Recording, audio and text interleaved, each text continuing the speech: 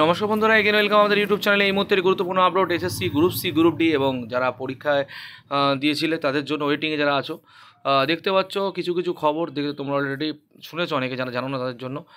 Breaking নিউজে প্রাথমিক পর্যবেক্ষণে জানালেন বিচারপতি দেবাংশু বসাক, 2016 সালে সম্পূর্ণ নিয়োগ প্রক্রিয়া পুনর্মূল্যায়নের ভাবনা চলছে। ঠিক আছে, 2016 সালে যারা পরীক্ষা দিয়েছিল গ্রুপ সি, গ্রুপ ডি, আদালত নির্দেশ ছিল পুনর্মূল্যায়ন করে নতুন প্যানেল প্রকাশ করা সম্ভব এবং আদালত এবার তোমার কী করবে, পুনর্মূল্যায়ন করবে সমস্ত কিছু এবং সেটা তারপর পরবর্তীকালে প্রকাশ করবে, মানে প্রকাশ হবে। ঠিক আছে, পুনর্মূল্যায়নের সব উপকরণ আছে।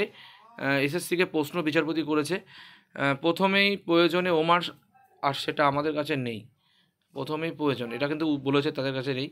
বাকি শিক্ষকতার যোগ্যতা ইন্টারভিউ নম্বর আছে, সেটা কিন্তু দেখা হবে, বাট কিন্তু ওটা হলে সমস্যা হয়ে যাবে, কারণ লিখিত পরীক্ষা কিন্তু একটা ভাইটাল রোল। ঠিক আছে, এখানে সিবিআই দেওয়া ওমার বিশ্বাসযোগ্যতা নিয়ে কোনো প্রশ্ন আছে, প্রশ্ন আদালত করেছিল, পুনর্মূল্যায়নের নির্দেশ দিতে পারে আদালত।